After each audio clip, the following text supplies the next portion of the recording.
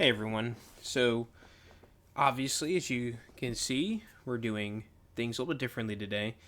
You know, go figure, I make the joke about, winter weather during the syllabus, and of course, next week later literally happens. Um, so, we're doing a little pivot. We're supposed to do the GCA one today, but instead, we're going to be looking at 13.4 because I'd rather give you more time in class to work on the GCA. I don't really think it's a great idea to kind of have you try to work on your own and then you have questions and it's not as productive. So what we're going to do instead is going to cover these first three pages of 13.4. So we're going to spend a couple days in this anyway, so we can kind of start a little bit early and then take a pause and do the GCA after. That's fine. But 13.4 is a interesting section because we start talking about home ownership and that sort of thing. So we're looking a lot of mortgages and kind of how payments are calculated and everything like that. Okay, so we're gonna do first, and primarily the only thing we're doing for today is gonna be looking at how do you actually calculate a monthly mortgage payment. What is a mortgage? We're gonna have at least two examples we're working through there, and then we kind of have a little bit of a table here that can help us calculate a little bit quicker for some predefined percentages and time frames. You'll see. Not too bad. But we're not going to start what's called amortization today. We're going to kind of keep that in the back burner. We're going to keep it simple, kind of at least start mortgages and kind of see how that rolls. Okay. So as you see here, I got the whole note packet. So this is the first page here. And as we kind of scroll through, got the second page, and this is the table on the third page. So we're going to stop pretty much, at the very end of page 15. Okay? So it shouldn't be too bad. So before we get into all the math, let's first think about a mortgage. Okay? A mortgage essentially is a loan for a home. Okay? Typically it's 30 years, although you can have some that are 15 years, 20 years, sometimes 40-year loans. 40 years is a little bit unusual, but they do exist. But essentially the mortgage is used to help pay for a home or other type of property real estate, whether it be like a condo or you have a townhome or maybe land. Land's a little bit different. Typically with land, you have some kind of weird stuff that happens. But in general, a mortgage is kind of what you see for like majority of the circumstances. Okay. Now the way the mortgage works though is essentially you're making payments on the loan for your home. And essentially the bank owns the home. They have rights to that property until it's paid off. Okay. You could also be called like a deed of trust or security deed. That's where that kind of comes from. But essentially until you make the payments, like you own the home, but technically the lender also has this kind of like right to it. So if you stop paying, they can do a foreclosure process to kind of repossess the home from you because you're not making the payments. So the home itself is collateral, kind of like how a car does too. A car is collateral, but car loans are usually like 7 years or less. Mortgages are a little bit longer. And as we kind of talked about before, with longer time periods, there's typically more interest to be paid, and that's what happens a lot here. So there's a lot of interest that gets paid on a mortgage versus a car. That's what we're going to kind of see a little bit here. Now, there's a couple different equations or formulas you can use for a mortgage. For this class, we made it nice and easy, and we're only giving you one variation. And this variation is already solved for getting the payment. Okay, so we're going to kind of scroll down here and take a look at that in all of its parts. So the equation here, I'm going to read it out. It's going to sound a little bit crazy, but essentially R, which is our monthly payment, is equal to, and it's going to be the principal or the initial loan amount times R over 12. And this is little r. So you have big R, monthly payment, and you have little r, which is your interest rate. Okay, so this little r is the same interest rate we've been using. But essentially we take the principal, we multiply it by the interest rate divided by 12. Okay? And the reason why this is 12 is because mortgages are monthly payments. So we're already taking into consideration the compounding is monthly. So we're just putting 12 in there for you to even make it simpler. Now, what makes it a little bit more interesting is we have this crazy looking denominator. So we're dividing by 1 minus, and in parentheses, 12 over 12 plus r. So essentially you're taking 12 divided by 12 point something right? Because usually your interest rate is a decimal, right? As a percent, we convert to a decimal. So we're taking 12 divided by 12 point something usually, and we're raising it to the power of 12 times t, which is pretty much 12 times the number of years, right? So this is the same type of variables we've been using, but for a mortgage, it's a little bit tricky how things are calculated. So the formula is a little bit different. So we can see it here.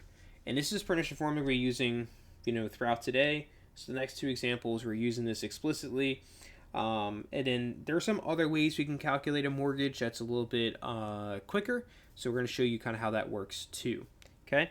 But the primary focus, at least from the beginning, is, can we use this formula to find that payment? Okay. So let's go ahead and take a shot. So for the first example here on page should be 14, we're looking at buying a house. Okay. You need to borrow $299,900 to purchase this said house. We know the mortgage rate is 4.8% and it's for 30 years. Okay, so you only really need these three numbers to kind of do your calculations. Okay, you need the $299,900, that's the principal, that's what you're borrowing, the initial amount. You have the interest rate of 4.8%, which we need to convert to a decimal. And then we have the time, which is years, okay? So we're going to go ahead and try to, take these values and kind of put it in here and see what that payment's going to be. Now, obviously, this is money, so we're rounding to 2 decimals or the nearest hundredth place, okay? And we do not want to round anything until we get to the final answer, okay? So those same rules still apply in this particular case, okay? So we have to keep that in mind. So we go over here to my fancy-wancy whiteboard. Can we scroll through this? Yeah, we'll just erase it. Let's see. Boop.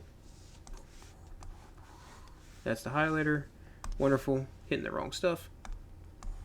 There we go. Perfect. All right, so what we're going to be doing is we're going to be taking a look at our 3 components, and we're going to put them into the right places. Okay? Perfect. There we go. All right, so first we have our P. Okay, it's our initial value. We know we're talking about $299,900. Okay, that's our principal. The interest rate we know was 4.8%. So we're using decimal 0.048. And then for the time, T, we're using 30 years. Now, what we're going to do first is we're going to try to plug everything in and figure out that first answer for part A here. Okay, so for part A, we need R is equal to, you can have 299,900 times, in parentheses, 0.048, that's your R, over 12. That's the top, it's the easier portion. Bottom, 1 minus, parentheses, R, should be 12 over 12 plus your rate. So I'm going to go ahead and just change it to 12.048. So if I take 12 plus decimal, it's just the decimal goes at the end. And then on the top, it's going to be 12 times the number of years, which in this case is 30. Now, you're going to have to try to do some simplifying here. So we're going to figure out what exactly that number is on top. So we need to put that in the calculator. We'll do that separate.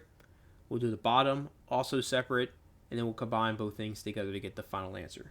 So if you were to try to type in the calculator 299,900 times 0.048 over 12, the top will be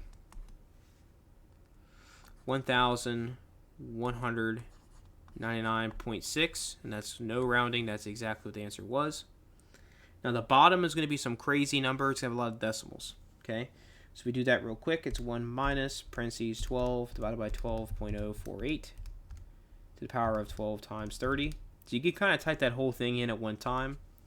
So we could type this whole thing here at one time, the whole bottom at one time. And we're going to get 0.762397 0.07252. This is the whole result in the calculator. And then if we divide both of these results, this will provide the payment per month. So we should get a payment of $1,573.47. So this is where we actually round. This is per month. Right, this is a monthly payment. There you go. So that'll be your monthly payment. Okay? And that's pretty much it. I mean, it's a little more complicated. There's more things to do, a little more pieces. But in general, it's not the worst thing to do. Just got to make sure you're plugging the pieces in the right places. And we just have to try to simplify top and bottom, but then divide it up. Now, what Part B wants to know is how much total amount that we paid, and it's including principal and interest. Okay? And it's actually not too hard to answer once we know what our monthly payment is, right? Because we pay this every month. This $1,573.47. This is every month. We're doing it for 30 years. So the way we calculate it is going to be the total equals your monthly payment, big R, times 12 times T. So it's the monthly payment times 12 for 12 months for the total number of years. So times 30. So in our case, we're going to be taking $1,573.47. This is R. Times it by 12. Times it by 30. This will provide us the total you're going to repay. Now, I'm just going to tell you right now, it's going to be a lot more than what we borrowed. So we try it real quick. $1,573.47. There you go. There's my dog making his famous cameo because he likes to bark at everything goes outside our house. We're going to have a total of $566,449.20. So this is the total. Now, if we compare this to what we borrowed, right? We go back here. We can do this in a little bit different color. Got this right here. That's what we borrowed, but this is what we paid. Okay? So we're kind of comparing this. It's pretty different, right? So, when you're making your mortgage payments, since you're paying it for those 30 years, it does really have an impact of how much extra interest you're paying. Which brings us to Part C. What is the interest? Well, this is the total. Okay, so this $566,000 is my total. It is $299,000 some changes. My initial value, or the principal, if I subtract them, the answer would be the interest only. Okay, this is all together. $566,000 is all together. This $299,000 is only the principal. So the difference would be the interest. Okay, so we'll do Part C here. Okay, so for Part C, we're going to take $566,449.20 minus $299,900. What we will get is a difference of $266,000, okay, and $549.20, okay, and this will be the interest only. Okay, this will be the interest only. So, again, the monthly payment is $1,573.47, which means we're paying a total for this whole mortgage, $566,449.20, which means the interest paid is almost equal to what you were trying to borrow for, right? So we notice the interest is not that much less than the principal, right? And that's pretty common with mortgages, especially if higher percents. There could be some times where if your percent's really high, like kind of is now, you could be paying double or more. I mean, sometimes you could be paying 3 times the price. So you borrow $300,000, but you're paying back $900,000. I mean, so that's the thing with interest rates, and it doesn't really take that much of a change in interest rate to dramatically change how much interest is paid. Okay, and that's kind of one of the most important things here. That's the takeaway from this course is the idea that high interest is going to make you pay more. Longer term make you pay more. Higher interest and longer term combined together is big money going towards the bank. So just keep that in mind. So that's example 1. Okay. Now we're going to do another one that's pretty similar. We're going to try to move this down here. Perfect. And we're going to take a look at the next one. Okay. So the next one. Perfect. Similar situation. We have a P. The same principal. So in this case, they have a principal of $299,900. So they're borrowing the same amount, but this time though, we're doing an interest rate of 0.048, and the time is cut in half. So the major difference between this example that we're doing now and the previous one is instead of doing 30 years, we're going to see the difference of 15 years. Okay. So for part A, we're going to set up again. Big R equals 299,900 times, and it's going to be our rate 0.048 over 12. Luckily, we already did that calculation, so that's not going to change too much. The bottom number is a little bit different though, because we're doing 12 over 12.048 so far, the same, but now we're doing 12 times 15. So top number will still be $1,199. Well, it's not dollars.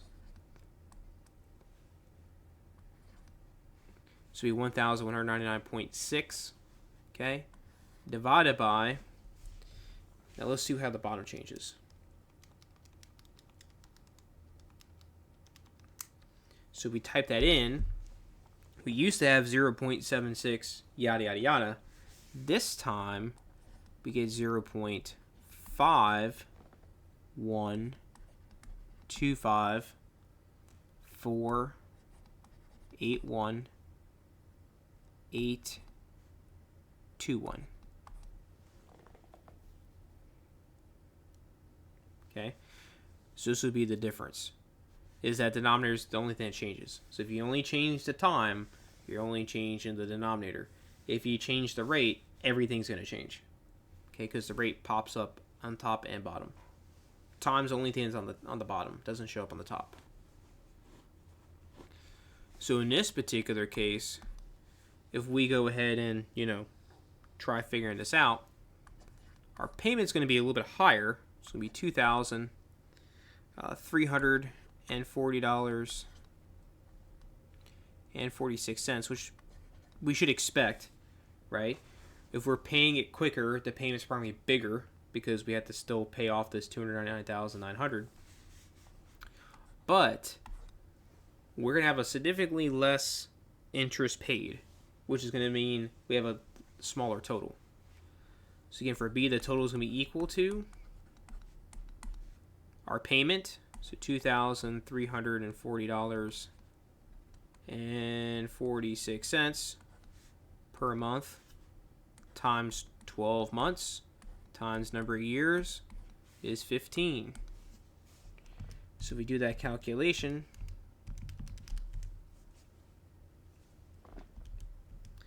as long as, if I can type it in the calculator correctly, it is. It always helps. You should get $421,282.80.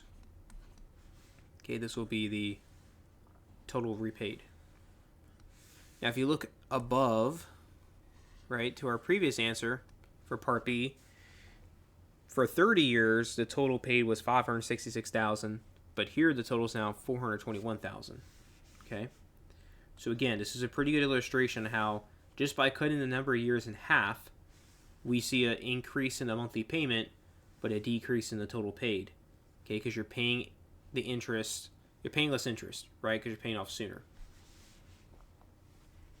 And C, if I want to know how much interest was actually paid, we take the $421,282.80 minus what we needed to start.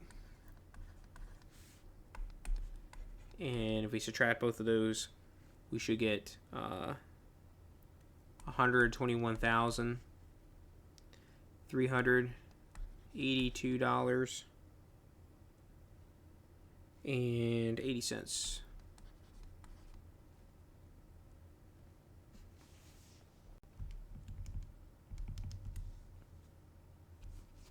Okay, this would be the interest paid. So if we compare this interest amount paid to the previous amount of interest paid, it's significantly less, right? It's going to be a little more than half what it is. Well, yeah, it's a little bit less than half, I should say, the previous one. So you're saving over 50% interest by changing the time to 15 years versus 30. Again, similar situation. We find R the same way. We plug it all in. We find the total the same way. Okay, we take the payment times the 12 times number of years. We can take the total minus the principal, and we get the interest. Okay, so all works the same. Okay, there's not much difference.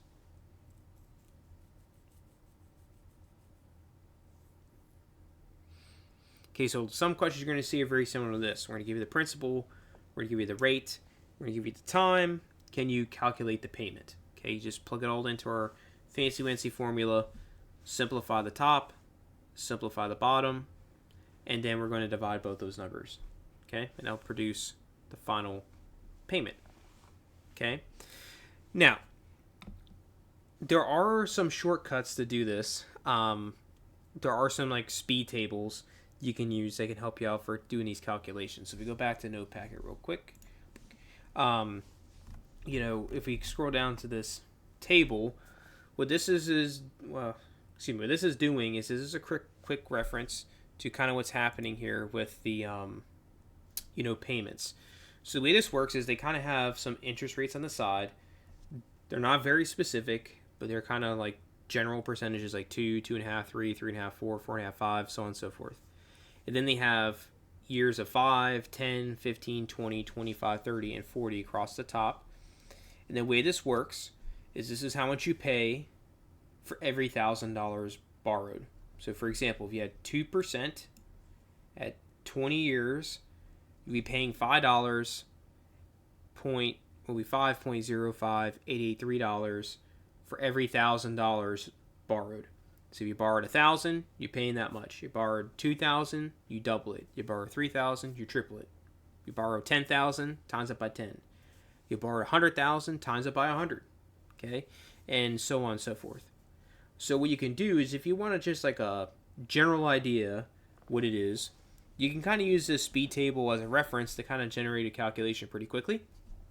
So that's what these two examples are doing. Okay. So, for example, this is saying, hey, can you use the table to find a monthly payment necessary to take out $275,550 at 3% for 20 years? Okay. And what we got to do is got to figure out, well, how many thousands is this? Okay. So we got to divide this by 1,000. And then we can use these two parts to find a value in the table to multiply it by. Okay. So for example, 3% for 20 years, we go to 3%, 20 years, and it looks like we're at 5.54598. So we got to just take that 5.54598 times how many thousands we have in this. Okay? So let's give it a shot. So what we're going to do first is we know we have 275,550. This is how much. Oops. This is how much money they were. We were trying to find the payment for. So first we're going to do is divide this by 1,000. By doing so, this would tell us the first number we need. So this would be essentially 275.55. Okay, this is the amount per 1,000. Okay, so to kind of give you a reference here, this is the amount per 1,000. I don't like that. We just write it out.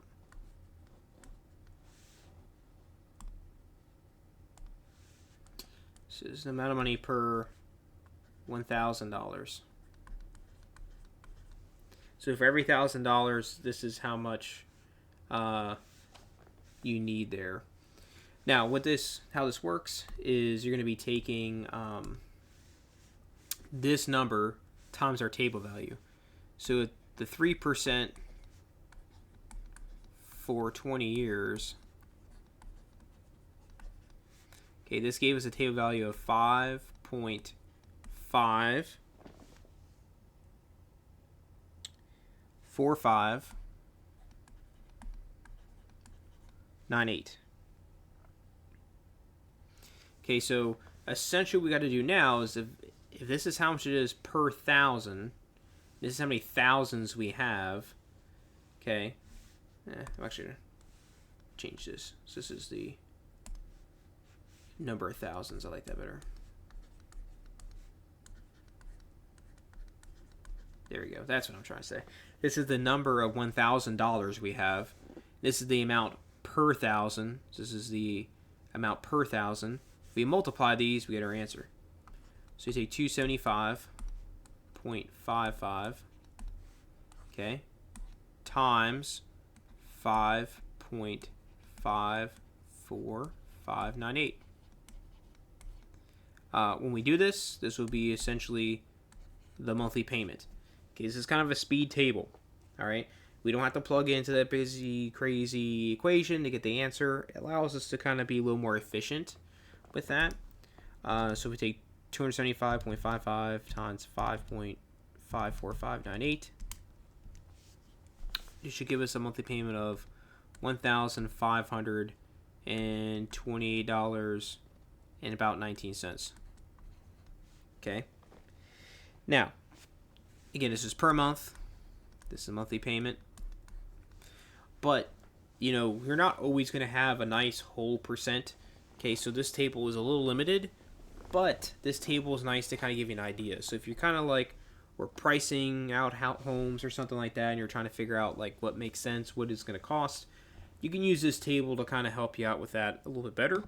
To get a little idea, what is it going to look like as a mortgage payment, okay? And I'll say, I have my real estate license, so when you take the exam, this is actually like one of the questions on the real estate exam, okay? You have to do something very similar to this question. You have to be able to use a table to kind of determine the loan amount. So what we got to do is divide the amount by 1,000, and then we multiply it by the number in the table. Pretty easy. So take the loan, divide by 1,000, times table value. Again, the percentage and the years give you the number in the table. Okay? Now we got one more. So now we're doing a loan of 160,000. That's a little bit easier because that's just pretty much 160 as our number we're going to use, times whatever happens at 4.5% for 25 years. So we have 4.5 for 25 years. So it looks like we're using 5.55832. So that one's actually easy. Okay. So for that next one, all we're doing is, and I'll change this color to like, I don't know, magenta. That sounds interesting. So we're taking 160. Okay. That's how many thousands I have, times our table value of 5.55832. If you multiply that out, you're going to get a monthly payment of $889.33 per month. Okay? When you have a weird number like this one, right, where it's not an abnormal number, you kind of have to divide by 1,000. You're just moving the decimal over 3 times, essentially. But when you have a nice whole number of 160,000, it's pretty easy. You just do 160 times the table value. Okay? So those are 2 different ways you can calculate a mortgage. Okay, one's using the formula, which is going to use, that's like the most accurate. You can use any interest rate, any amount of time, any numbers you want. Okay, so we go back up here. This formula here, you can use any numbers you want. Okay, it's not limited to any restrictions. Okay, but when you have the table, there's only these percentages you can use.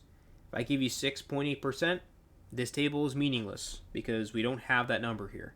If I give you 1%, it's not even on this table. Okay, so it would be kind of hard to use. So you have those 2 methods. You have kind of the speed sheet here, the speed table, where it allows you to kind of take advantage of these nice scenarios, or you have the option of actually, doing the whole, payment. Okay, so you should be able to do both. If I provide you the table, you should be able to do the table method. If we make you use the formula, you should be able to use the formula. Okay? So there's definitely some of these problems you can try in the online work. If you're kind of working on, have some questions, you should definitely, reach out. But, I can always go over this again. We're going to have a GCA on this too. So GCA 2 will be dealing with these things. So you'll be able to practice that as well. But besides that, hope you're staying nice and toasty warm, maybe enjoying some time outside in the snow, if it's even still there at this point by your time you're watching. But if you have questions, let me know, and I look forward to seeing you here sometime this week.